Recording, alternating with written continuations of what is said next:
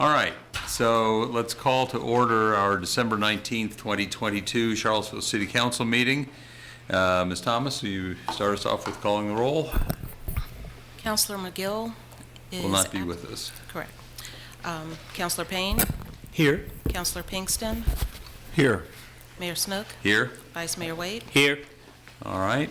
So do we have a motion to approve or to amend the agenda?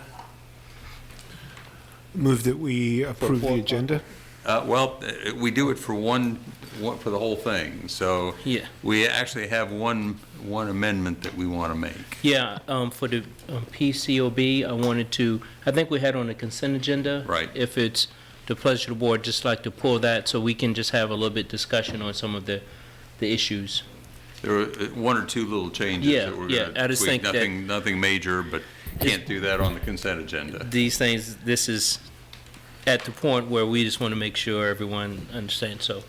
So I'll let's- second that change. So we'll take the PCOB matters number 5 on the consent agenda. We'll take that off and we will put that, I guess that goes at the very end of the action items. So it'd be if we were keeping the same numbers, it'd be number 12. It would come after what is presently marked as number 11. Okay, with that amendment, motion and a second. Any further discussion? Who was the second? Me. And, okay, I had you as the motion. Who made the motion? Juan made the motion. Okay, got it. Okay. So all in favor, say aye. Aye. Any opposed? The motion passes. So this meeting, as always, will be divided into 3 main sections. First is a work session to hear and discuss a presentation that will not require a council vote, at least not today. It will be followed by a closed meeting, and then the city council business meeting, which will begin around 6:30 with seating available in council chambers for up to 23 pre-registered attendees and media. Others are able to join electronically by Zoom. So on our 4 o'clock agenda, we have the topic of redrawing precinct lines for voting. And we have with us today Taylor Yowell, our registrar, and Ann Hemingway, the chair of the Board of Elections. Who's starting us off? I'm going to start off tonight. I'm Great. Ann Hemingway. I am actually vice chair. Vice right chair, now of the okay. Electoral Board.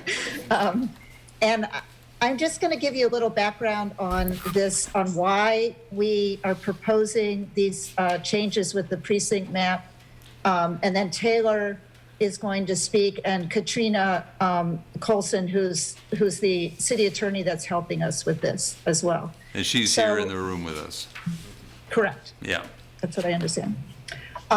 So the reason this came up is a couple of things. First, after the 2020 election, the city of Charlottesville was kind of tagged by the state board of elections because one of our precincts had over 4,500 active voters in the precinct. And it didn't require us to make a big change, but it did alert us that particular precinct, Johnson precinct, was getting larger and larger. In addition to that, there have been ongoing issues that we've had with the Tonsler polling place because it's just too small. And that polling place, that precinct was also getting larger in size because of the development in the southern part of the city. We've also had problems and complaints about Alumni Hall, which is one of our really one and only private polling place. We've had trouble just getting our schedules coordinated with Alumni Hall. Parking's been a problem.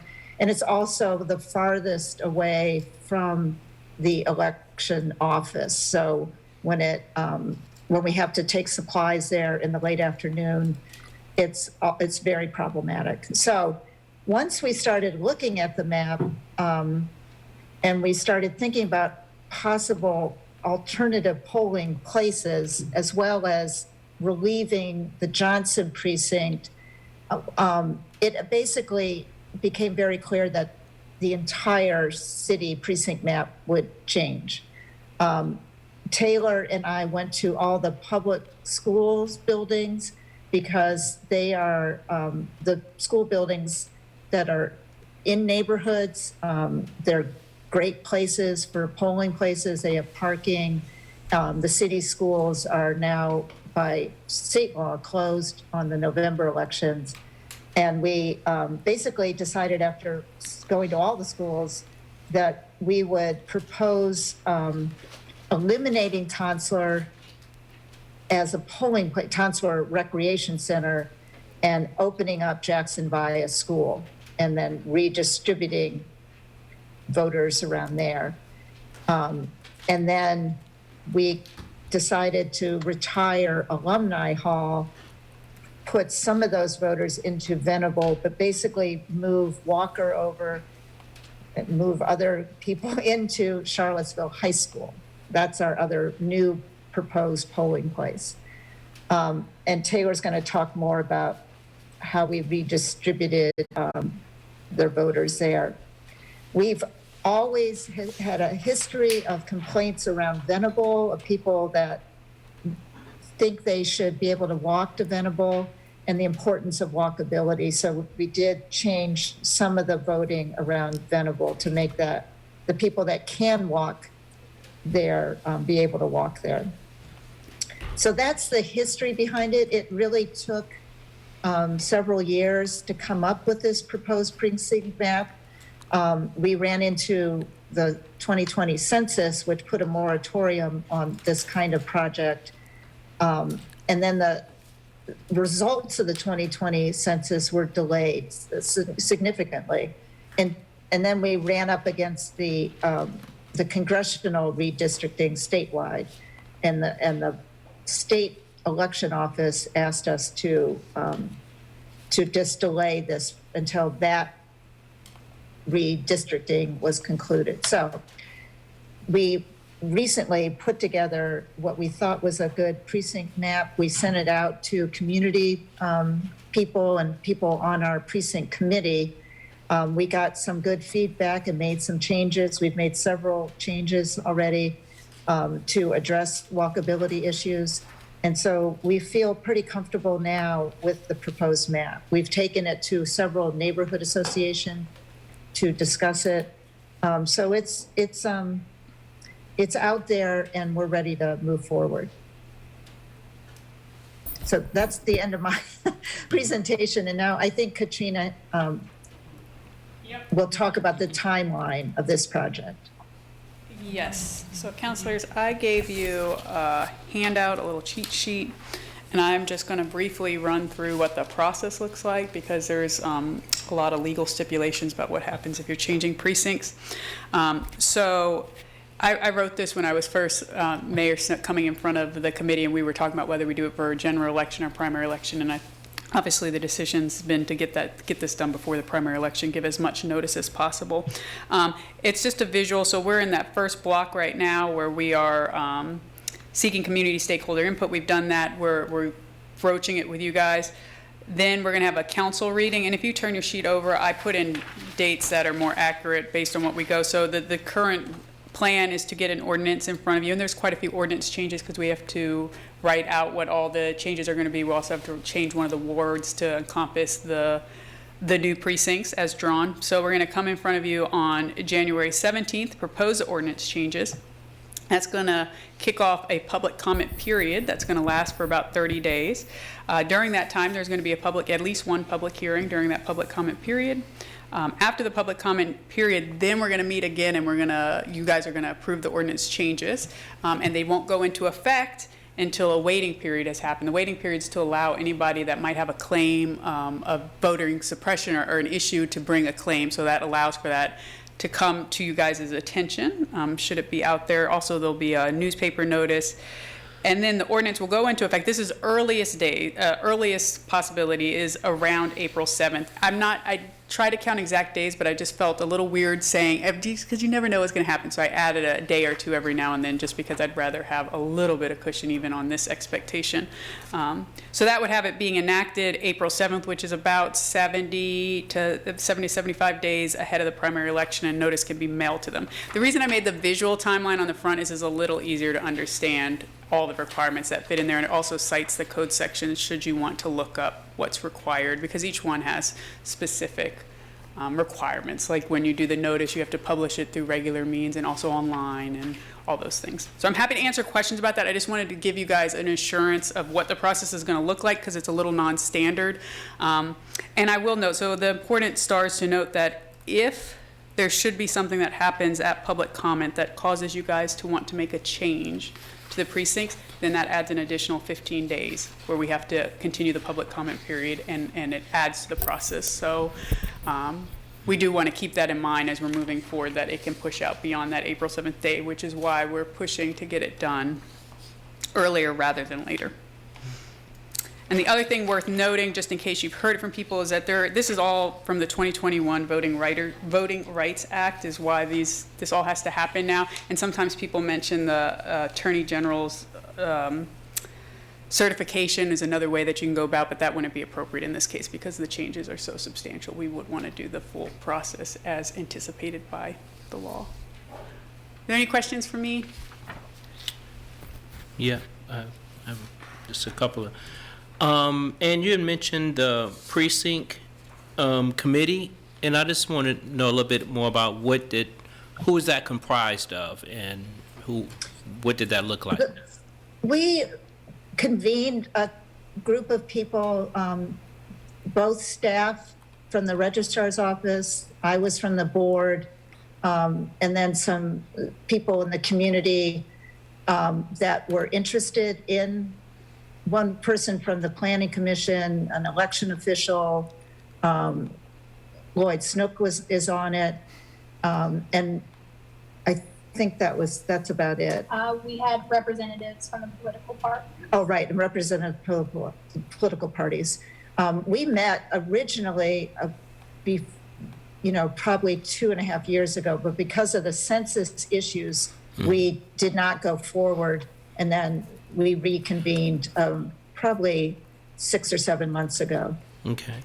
So I got just a couple of follow-up questions. Were there any issues or concerns that came up from that committee that you all, the committee, had to address or tried to address? There were, in fact, both from the committee itself and also from our conversations with several neighborhood associations. One of the party reps was concerned that we had moved Friendship Court back into Key Rec, which is walkable for them. And he felt it was more appropriate that they go back to Clark, which is their original voting place, because that's where those kids go to school, and the families in that area they just expected to be in Clark. So we moved that back. Okay. There's some concern about retiring Alumni Hall, from particularly one person that lives in that Thompson, Lewis Mountain area. And we addressed that. I mean, that is going to be the one area where those people will have to drive to Venable. They're going to be in Venable. And then we had some discussion at Tonsler. There was some concern that people that would walk to Tonsler would no longer be able to walk to their polling place. I don't know how many people actually walk to Tonsler. It's not a very walkable precinct as it is, but we did note that the people that live near Tonsler will now be in the Buford precinct, which is just a couple blocks up the street, and probably more walkable for them, actually. And we have tried to address, and we have made some changes to our proposal based on the input that we've received so far. Good. I just have one other question. Katrina, that public hearing that you mentioned that I guess would take place after the 17th, after we have the initial on the 17th, is that something that we do as city council, or something that the voter registrar office do? It is something that you guys are going to have a public hearing, and there's also going to be an open public comment period where they can submit, and we can decide the ways in which we want them to submit, and the law stipulates as to some of them. I think we have to provide them a way to do it via snail mail, via email, probably via fax if that's still around. Yeah. various ways to get it in for that 30-day period, and then the public hearing will be in a council meeting. You guys will be hearing feedback from whoever signs up on that. So I just want to, is that part of our, Ms. Thomas, is that part of our regular scheduled meeting, or is it No. a special meeting? Do we already have that scheduled? It's not on the calendar just yet. Okay. Because and it we'll just gets decide real after tight this with the meeting. budget and everything. I just want to make sure we get that down as soon as we, And Vice Mayor, I think it would, if you guys want, I guess depending on how many people we think would be presenting comment, I think you can do it at a regular meeting if there's scheduling, or it can I be see. a special I meeting. see. But it can't happen during a regular meeting. It can just be Oh. a little set aside where you mention that this public comment is a public hearing. thank you. That's- February would be just before we would get the budget.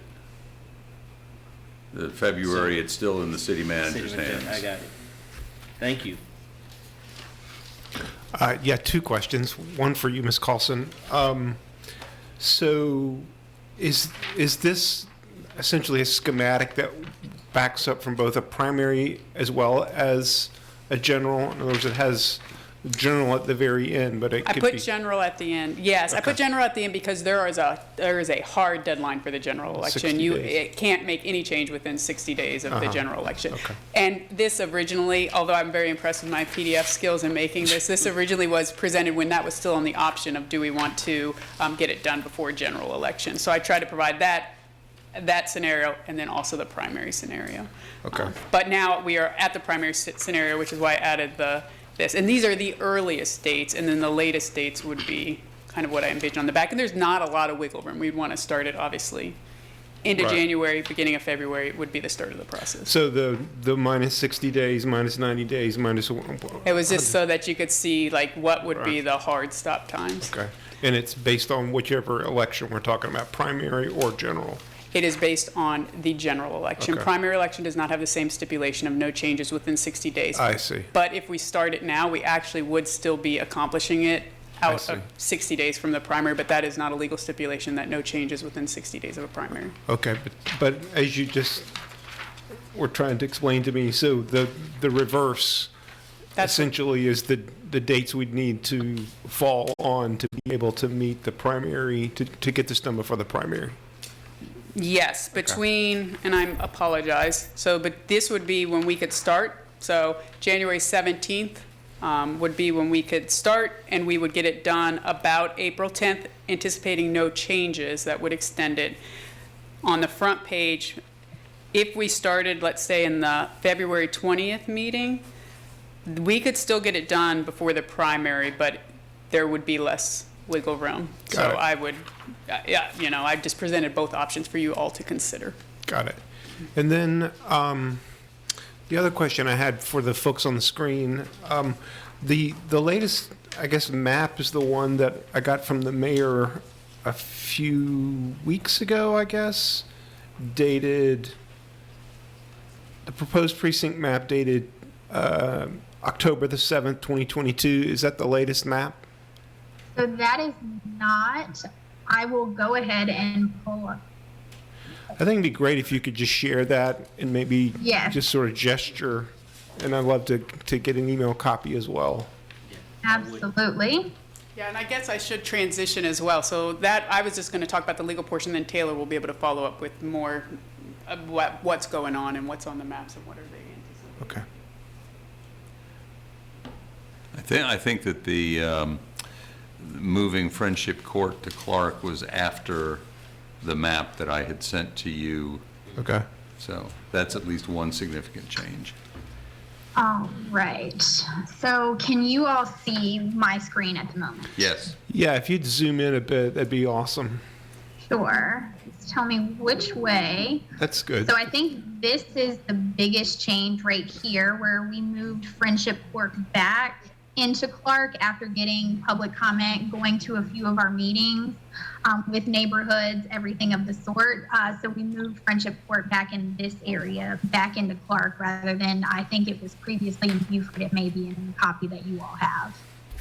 And it looks like there had been some pieces of Key that were up north of the bypass.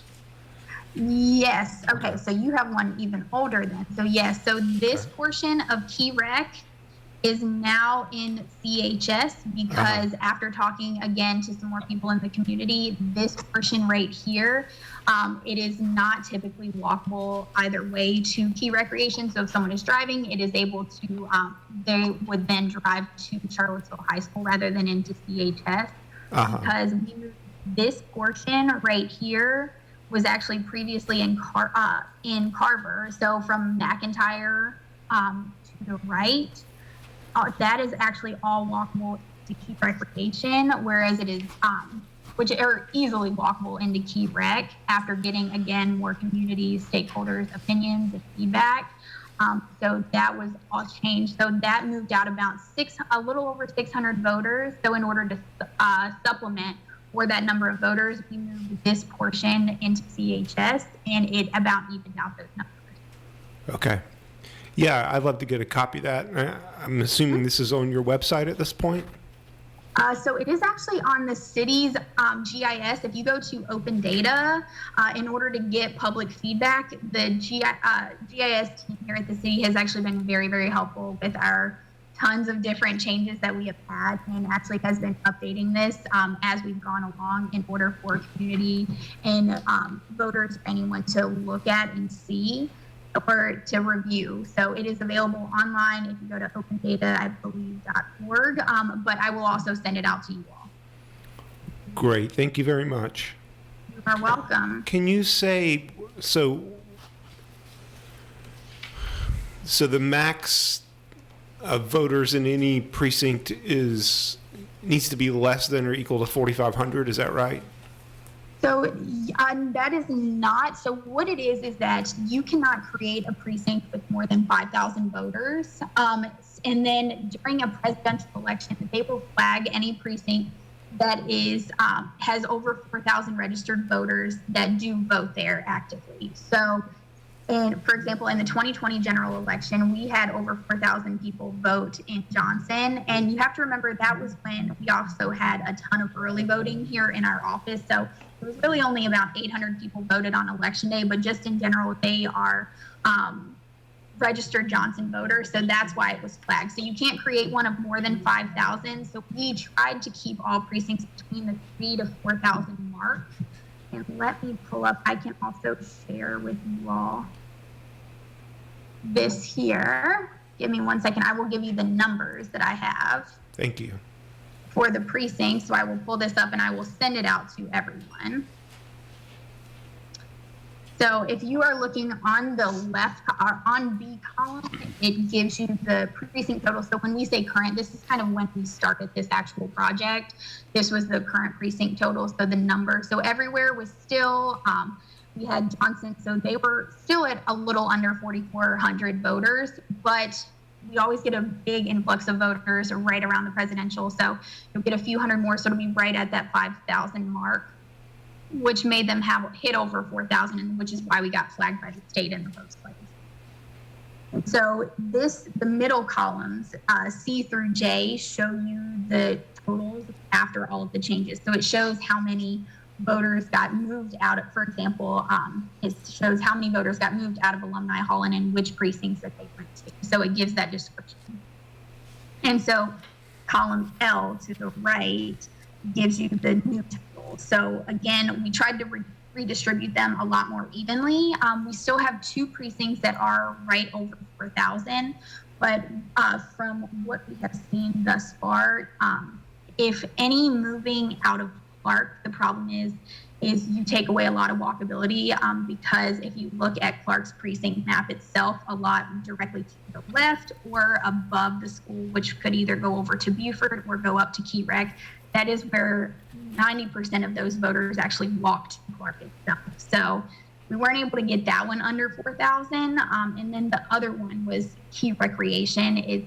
We could potentially move some more out of Key Rec, especially at the northern portion of Key Rec, and send into CHS. But again, that is everyone on then this side of the bypass, and it does take away walkability as well. So we thought that was a more important factor is being able to have as many voters have as easily accessibility to the precinct itself on election day. So it says the net same number of precincts when we're done? It is correct. So we would be changing from having the original 9, so eliminating Alumni Hall and Tonsor with adding in Jackson Bayant and Charlottesville High School. Okay. Makes sense to me. Would you all like for me to show the previous precinct map, and then I can pull up the new one just so you have something for reference? I'm good with what I've seen. If others, I'm familiar with what it is now. It's the changes that are important. Okay. How do you feel? Michael, any questions? No specific questions. I mean, I think the changes make sense to me. The biggest question, which was discussed a little bit, is just how to educate the community ahead of time and let the many people who aren't going to be watching or paying attention to this or a public hearing know what's up. Right, absolutely. So one of the main factors is anyone that would move, which it is a pretty significant number of voters that will move. If this goes through, it's about 40% of our registered voters here in Charlottesville. So even though it's only 2 new precincts because of how the lines change throughout, it is a significant number. So anyone that does move precincts, they will get a new voter notice in the mail. So telling them where they need to go on election day, it is going to be posted on our website. It does have to be posted in the newspaper. And I believe that there may be another legal obligation that we would do, but I know we would put out a press release or anything of the sort that we could think of. I wonder if there's anything worthwhile to do on the city's end in terms of like a PR or just public information campaign, because I know everything we do, it's hard to reach people. Right. Yeah, I definitely think I was going to say that I think when Brian asked before, I think about the map, you said that it was with the GIS department or something like that. I just think it needs to be, at least for a couple of months or something, go to the city, because people are going to go to the city's main site to try to look for information, to have, click here for information on the new voting areas or something. So they don't have to click to go through to get the GIS. Right. And maybe they don't have to now, but I don't think that GIS is like one of the main tabs, that you go to. Right? We just want to make it easy as possible. Yeah, absolutely. I agree. I am not sure on that end. I can talk to some people in the city. I don't know who exactly I would talk to as far as that, but I can get in touch with potentially a couple other departments and see who I would need to talk to see if that's a possibility. Yeah, you should be able to contact someone to find out how to get this information Right. prominent on the website. I just want to say, I know that it looks like roughly 40% of our voters will be voting someplace different from where they voted last November. And I can tell you, every time we've had even tweaks to the boundary lines before, there has been great consternation, and people are thinking, gee, I don't know where I'm supposed to be voting. I don't know. Just a lot of concern about that. And so it was important to me that we start this process of educating before the first public hearing.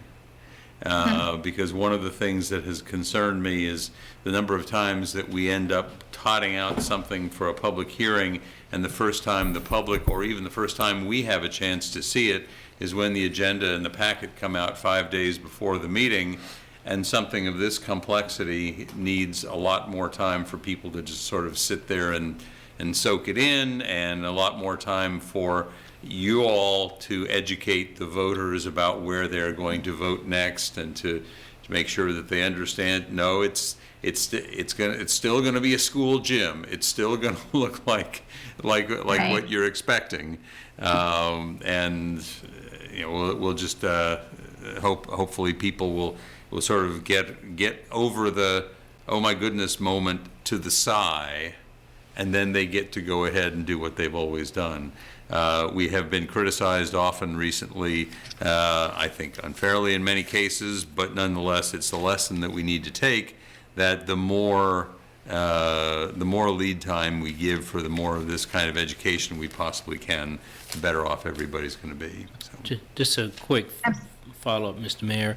I note that the schools will be closed. I assume that you touch base with Dr. Gurley or the schools for Charlotte's, now that Charlottesville High School is going to be So- a site. Sorry. So we have discussed with, Kim Powell or? yes, Yeah. that is my point of contact with the school systems. Good. So when I went around to the schools originally, I believe we did that in the spring, maybe, when we did that in the spring. So I'm in the process of reaching out to, actually, I think it was the superintendent now, where I had not spoken with him previously. So that was our next step, was talking with him, because it had been Julia Green and then Kimberly Powell. Thank you. Any other questions? One other thing I can touch on, I know, is that we have reached out to a few additional neighborhood associations in order to go to in January. So as this is approaching the time for that way it's going to council, we want to attend a few more, because the ones that we had attended originally and have been going and speaking to are the ones that are really harshly or heavily impacted, as far as, you know, the Orangedale and Fifeville neighborhoods, the Lewis Mountain neighborhoods. So the ones that are a large majority or most are moving to a different precinct. But we do plan to still want and planning to attend the smaller ones as well. So that way, that is another form of voter outreach. I know it's not a lot of people that go there, but at least it will give some sort of notification to someone in the neighborhood that can pass it. Great.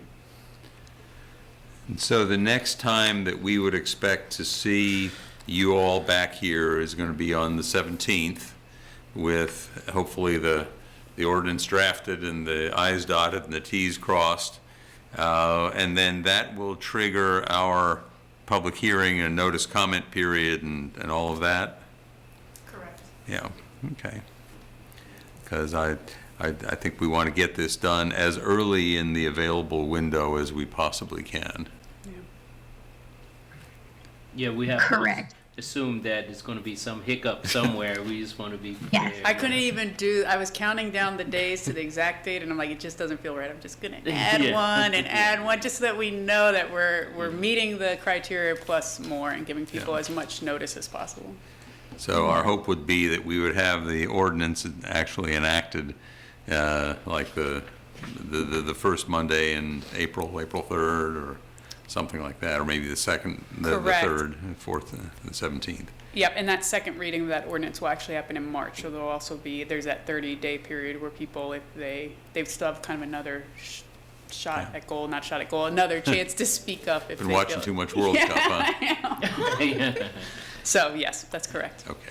And just one quick question. I think you already talked about this, but just again, if something did come up in the, this process where we realize something needs to be tweaked, you said that's an additional 15 days. Is that another public hearing that would need to happen if there's an adjustment made? I don't believe it's another public hearing, it's an extension of the public comment period. Okay. So Thank 15 days on the public comment period. Okay. Thank you. Okay, Thank you. thank you. Thank you. Any other Thank you. questions for anybody on all of this? No? Well, we are blessed in that we only have one item on our 4 o'clock agenda here, but that's okay because we have a whole lot of things we have to talk about in closed session. So thank you, Taylor. Thank you, Ann. Thank you, Thank you. Katrina. And then I will send all of this out to you all in just a few minutes. But if there are any questions or anything you need from me, just let me know. Great. Appreciate it. Thank you. So we're a little early on getting out of the 4 o'clock session. If we have a motion to go into a closed session at this point? Sure, I will read the motion. Pursuant to Section 2.2-3712 of the Virginia Code, I hereby move that the City Council close this open meeting and convene within a closed meeting as authorized by Virginia Code Section 2.2-3711 A1, A3, A7, and A8 for discussion or consideration of prospective candidates for appointment to boards and commissions, and of the possibility of an assignment or appointment of outside legal counsel for pending litigation or other legal matters, discussion or consideration of the acquisition of real property for a public purpose or of the disposition of publicly held real property, or discussion in an open meeting would adversely affect the bargaining position or negotiating strategy of the public body, 100 Rio Road East. Consultation with legal counsel regarding the above referenced matters and regarding a procedural matter relating to the proposed mid-year budget amendments. And consultation with legal counsel pertaining to litigation pending within the City of Charlottesville Circuit Court, including civil case numbers 21-617, 22-234, and various other pending challenges to council zoning decisions. Okay, is there a second to this motion? Second, that is a busy closed session. Yeah. So, yeah. All right, any discussion? All in favor, say aye. Aye. Any opposed? Okay, motion passes. Council will now go into closed session, and we will return to a separate Zoom link for the open meeting at about 6:30. So if there are folks watching now, come back and see us at 6:30. We're adjourned into closed session.